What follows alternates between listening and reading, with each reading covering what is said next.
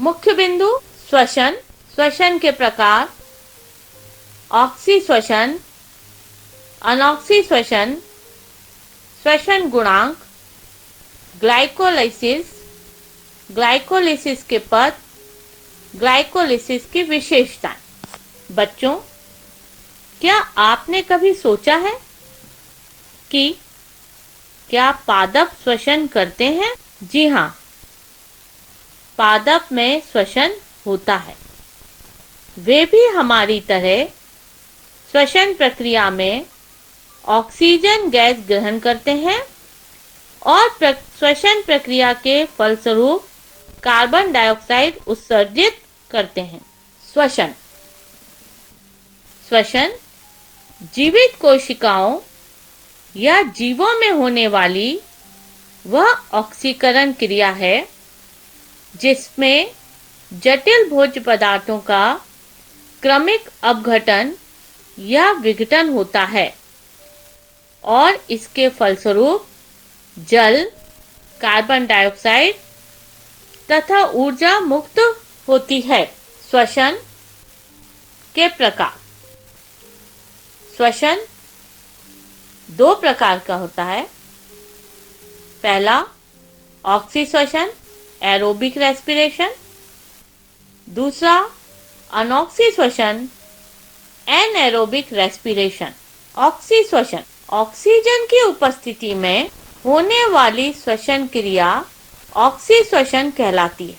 Oxy श्वसन क्रिया में भोज्य पदार्थों का ऑक्सीजन की उपस्थिति में पूर्ण ऑक्सीकरण हो जाता है और इसके फलस्वरूप अंतिम उत्पाद कार्बन डाइऑक्साइड और जल प्राप्त होते हैं। अनॉक्सी श्वसन, ऑक्सीजन की अनुपस्थिति में होने वाली श्वसन क्रिया को अनॉक्सी श्वसन कहते हैं। यह वह श्वसन है जिसमें भोज्य पदार्थों का ऑक्सीजन की अनुपस्थिति में अपूर्ण ऑक्सीकरण होता है और इसके फलस्वरूप अंतिम उत्पाद कार्बन डाइऑक्साइड और इथाइल अल्कोहल प्राप्त होते हैं। ऑक्सी श्वसन और अनॉक्सी श्वसन में अंतर। बच्चों, अब हम जानेंगे कि ऑक्सी श्वसन और अनॉक्सी श्वसन में मुख्य अंतर क्या है। ऑक्सीजन की उपस्थिति में होने वाली श्वसन क्रिया को ऑक्सी श्वसन कहते हैं, जबकि ऑक्सीजन की अनुपस्थिति में होने वाली श्वसन क्रिया को अनॉक्सी श्वसन कहते हैं। ऑक्सी श्वसन में भोज्य पदार्थों का ऑक्सीजन की उपस्थिति में पूर्ण ऑक्सीकरण हो जाता है, जबकि श्वसन जिसमें भोज्य पदार्थों का ऑक्सीजन की अनुपस्थिति में अपूर्ण ऑक्सीकरण होता है, वह अनॉक्सी श्वसन है। ऑक्सी श्वसन के फलस्वरूप अंतिम उत्पाद कार्बन डाइऑक्साइड और जल प्राप्त होता है, जबकि अनॉक्सी श्वसन में अंतिम उत्पाद कार्बन डाइऑक्साइड और इथाइल अल्कोहल प्राप्त होता है। ऑक्सी श्वसन में 38 एटीपी का लाभ होता है, वहीं दूसरी ओर अनॉक्सी श्वसन में 2 एटीपी का लाभ होता है। श्वसनीय आधार, श्वसन की क्रिया में जिस पदार्थ का ऑक्सीकरण होता है उसे श्वसनीय आधार कहते हैं। सामान्यतः कार्बोहाइड्रेट का उपयोग श्वसनीय आधार के रूप में होता है। श्वसन गुणांक, रेस्पिरेटरी क्वेश्चन, श्वसन क्रिया में निकली हुई कार्बन डाइऑक्साइड के आयतन और अवशोषित ऑक्सीजन के अनुपात श्वसन गुणांक कहलाता है। श्वसन प्रक्रिया में निकली हुई कार्बन डाइऑक्साइड के आयतन और अवशोषित ऑक्सीजन के अनुपात को श्वसन गुणांक कहते हैं। कार्बोहाइड्रेट का श्वसन गुणांक। श्वसन क्रिया में किसी भी प्रकार के कार्बोहाइड्रेट का पूर्ण ऑक्सीकरण होता है तो श्वसन गुणांक का मान 1 होता है, क्योंकि कार्बोहाइड्रेट में ऑक्सीकरण से बाहर निकली कार्बन डाइऑक्साइड की मात्रा अवशोषित ऑक्सीजन की मात्रा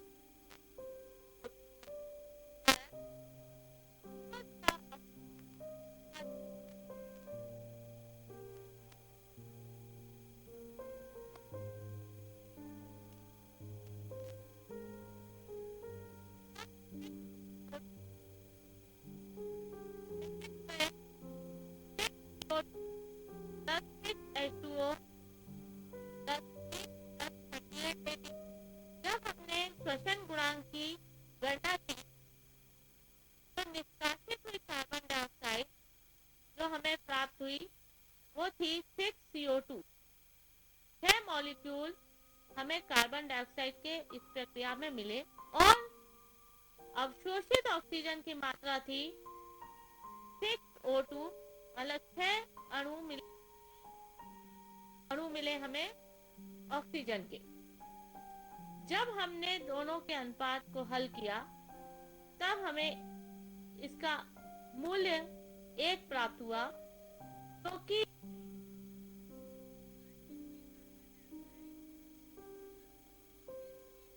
ऑक्सीजन की मात्रा समान थी। अतः जब श्वसन आधार कार्बोहाइड्रेट होगा और उसका पूर्ण ऑक्सीकरण होगा तब श्वसन गुणांक का मान 1 होगा। वसा का श्वसन गुणांक।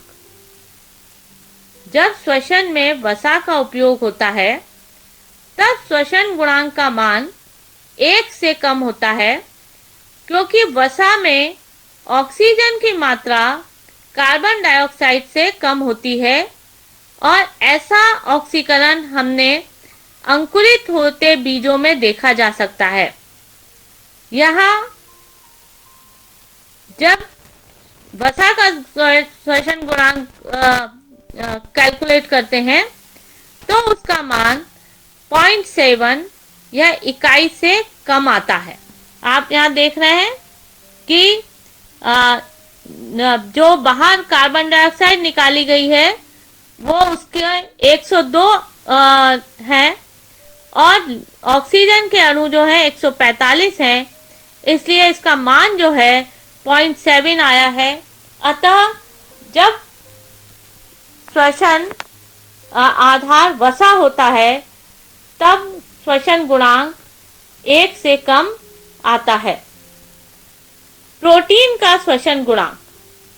जब प्रोटीन का ऑक्सीकरण होता है तब भी श्वसन गुणांक का मान 1 से कम होता है, क्योंकि इसमें भी ऑक्सीजन की मात्रा कार्बोहाइड्रेट की तुलना में कम होती है।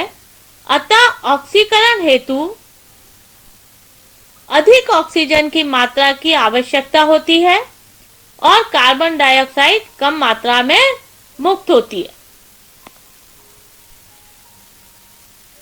मांसल पौधों का श्वसन गुणांक।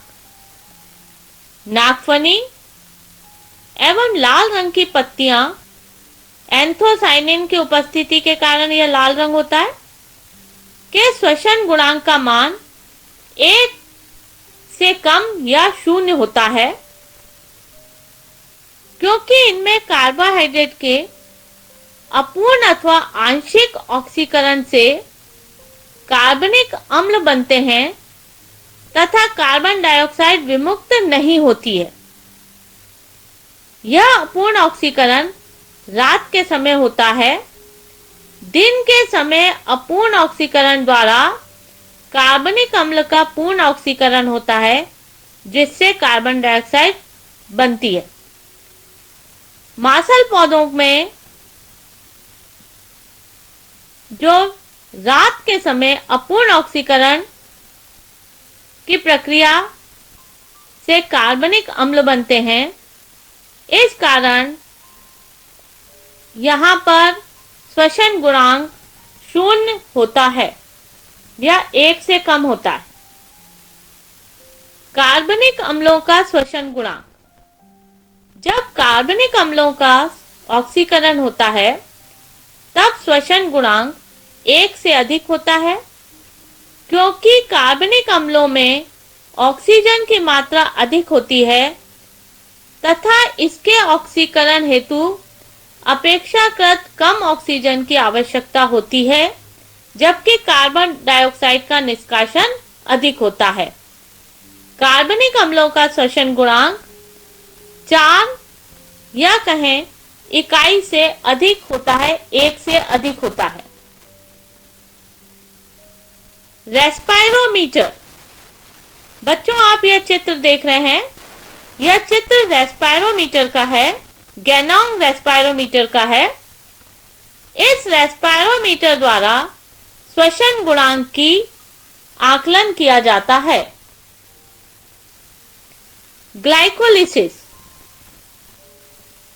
ग्लाइकोलिसिस ऑक्सीश्वसन और अनॉक्सीश्वसन दोनों प्रक्रियाओं में होता है। यह श्वसन क्रिया का प्रथम चरण है। इसमें शर्करा ग्लूकोज अवायवीय प्रक्रिया से पायरुविक अम्ल में टूटता है। इस प्रक्रिया का आविष्कार 3 जर्मन वैज्ञानिकों एम्बेडेन, मेयरहॉफ एवं पार्नास ने किया था। अतः इन वैज्ञानिकों के नाम के आधार पर इसे EMP पथ भी कहते हैं। ग्लाइकोलिसिस की प्रक्रिया में ऑक्सीजन की उपस्थिति नहीं होती है। यह ग्लाइकोलिसिस प्रक्रिया ऑक्सीजन की अनुपस्थिति में होता है और यह इस प्रक्रिया के निम्नलिखित पथ हैं। ग्लाइकोलिसिस पथ, ग्लाइकोलिसिस प्रक्रिया जो है में सर्वप्रथम फॉस्फेटीकरण की प्रक्रिया होती है, जिसमें ग्लूकोज के अणु का फॉस्फेटीकरण होता है और इसके फलस्वरूप यह फ्रुक्टोज डाइफॉस्फेट में परिवर्तित हो जाता है। फॉस्फेटीकरण के लिए एटीपी के 2 अणुओं की आवश्यकता होती है। ग्लाइकोलिसिस का दूसरा चरण है हेक्सोज शर्करा का विदलन। इस चरण में 6 कार्बन परमाणुओं वाले यौगिक फ्रुक्टोज 1,6 डाइफॉस्फेट का विदलन 3-फॉस्फोग्लिसरॉल्डिहाइड तथा डाइहाइड्रोक्सी एसीटोन फॉस्फेट में होता है। इन दोनों ही यौगिकों में कार्बन के 3 परमाणु होते हैं तथा इन दोनों यौगिकों का आपस में अंतर रूपांतरण होता है। तीसरा, पायरुविक अम्ल का संश्लेषण। ग्लाइकोलिसिस की अंतिम प्रक्रिया में 3 कार्बन परमाणु वाला यौगिक 3-फॉस्फोग्लिसरॉल्डिहाइड विघटित होकर 3 परमाणु वाले यौगिक पायरुविक अम्ल का अणु बनाता है। अब हम इस प्रक्रिया को इस रेखा चित्र द्वारा समझेंगे। सबसे पहले हम जान लें कि ग्लाइकोलिसिस ग्लूकोज, इस प्रक्रिया में ग्लूकोज जो है वो विभिन्न एंजाइमों के द्वारा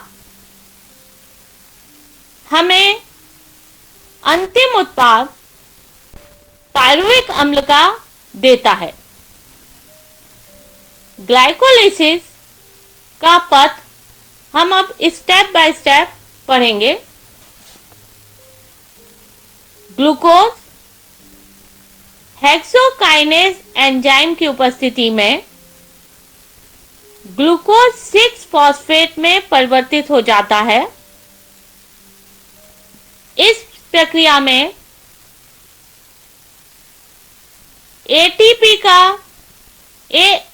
एटीपी ग्रहण होता है और एडीपी विमुक्त होता है। ग्लूकोज 6 फॉस्फेट फॉस्फोहेक्सो आइसोमरेज एंजाइम द्वारा फ्रुक्टोज 6 फॉस्फेट में परिवर्तित हो जाता है और यहां भी हमें एक एडीपी प्राप्त होता है, एडिनोसिन डाइफॉस्फेट। फॉस्फोहेक्सोकाइनेज एंजाइम की उपस्थिति में फ्रुक्टोज 6 फॉस्फेट फ्रुक्टोज 1,6 डाइफॉस्फेट में परिवर्तित हो जाता है। फ्रुक्टोज 1,6 डाइफॉस्फेट एल्डोलेज एंजाइम की उपस्थिति में 3-फॉस्फोग्लिसरॉल्डिहाइड एवं डाइहाइड्रोक्सी एसीटोन फॉस्फेट बनाते हैं। ये दोनों समाअवयवी होते हैं। 3-फॉस्फोग्लिसरॉल्डिहाइड फॉस्फेटेज एंजाइम की उपस्थिति में 1,3-डाइफॉस्फोग्लिसरॉल्डिहाइड का निर्माण करता है। 1,3-डाइफॉस्फोग्लिसरॉल्डिहाइड डाइफॉस्फोग्लिसरॉल्डिहाइड डिहाइड्रोजिनेज एंजाइम की उपस्थिति में 1,3-डाइफॉस्फोग्लिसरिक अम्ल में परिवर्तित हो जाता है। इस प्रक्रिया में 2 NADH2 अणु प्राप्त होते हैं। 1,3-डाइफॉस्फोग्लिसरिक अम्ल फॉस्फोग्लिसरिक ट्रांसफॉस्फोराइलेज एंजाइम की उपस्थिति में 3-फॉस्फोग्लिसरिक अम्ल में परिवर्तित हो जाता है। यहां पर हमें एटीपी एडिनोसिन ट्राइफॉस्फेट प्राप्त होता है। 3-फॉस्फोग्लिसरिक अम्ल फॉस्फोग्लिसरीन म्यूटेज एंजाइम की उपस्थिति में 2-डाइफॉस्फोग्लिसरिक अम्ल बनाता है। 2-डाइफॉस्फोग्लिसरिक अम्ल एनोलेज एंजाइम की उपस्थिति में 3-फॉस्फोइनॉल पायरुविक अम्ल बनाता है। अब 3-फॉस्फोइनॉल पायरुविक अम्ल पायरुविक काइनेज एंजाइम की उपस्थिति में पायरुविक अम्ल में परिवर्तित हो जाता है, जो कि हमारा ग्लाइकोलिसिस का अंतिम उत्पाद है। थ्री फॉस्फोइनॉल पायरुविक अम्ल से जब पायरुविक अम्ल का निर्माण होता है, उस समय हमें एटीपी का लाभ होता है। पायरुविक अम्ल यदि वायवीय ग्लाइकोलिसिस की विशेषताएं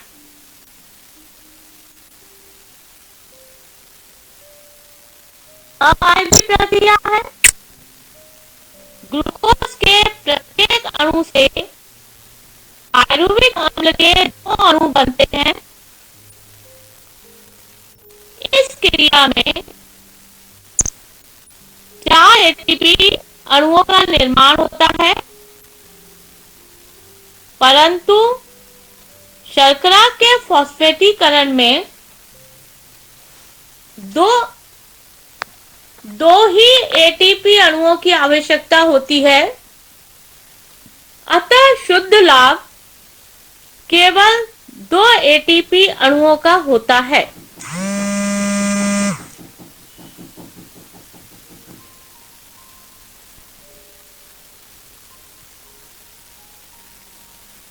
ग्लाइकोलिसिस की अन्य विशेषताएं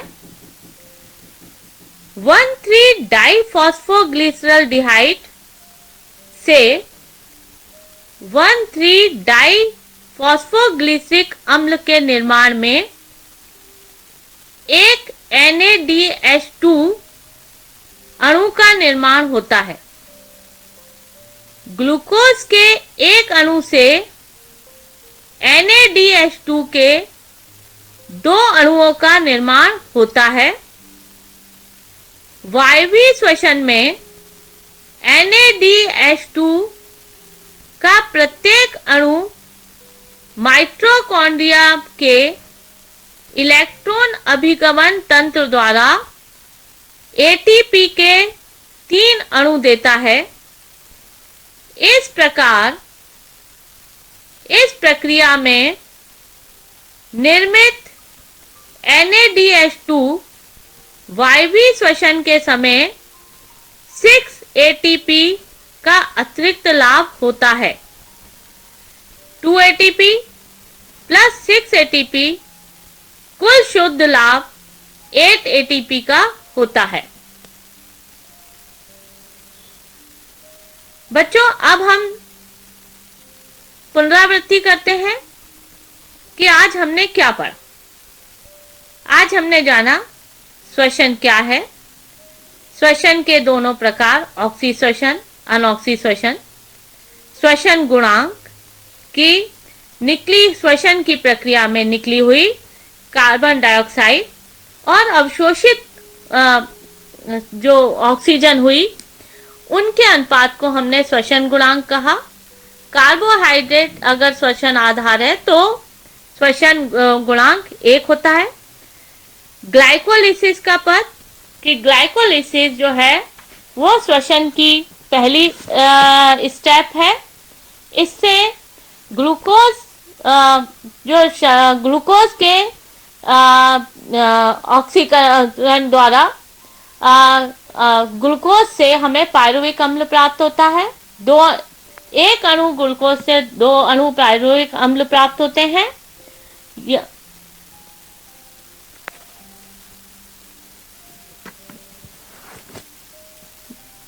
अब बच्चे, आपने आज जो विषयांश पढ़ा है उस पर आधारित कुछ गृह कार्य आपको दिया जा रहा है। इसे नोट करें और हल करें। प्रश्न पहला, श्वसन किसे कहते हैं? प्रश्न दूसरा,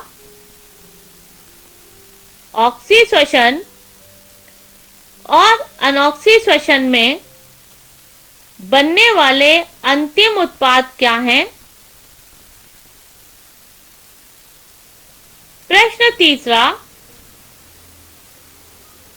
ग्लाइकोलिसिस में ग्लूकोज के एक अणु से कितने अणु पार्विक अम्ल बनते हैं? प्रश्न चौथा, ऑक्सीश्वसन और अनॉक्सीश्वसन में अंतर लिखिए। प्रश्न 5, ग्लाइकोलिसिस की प्रक्रिया का रेखा चित्र बनाकर वर्णन कीजिए। बच्चों, इसी के साथ आज हमारी जीव विज्ञान की कक्षा समाप्त होती है। धन्यवाद।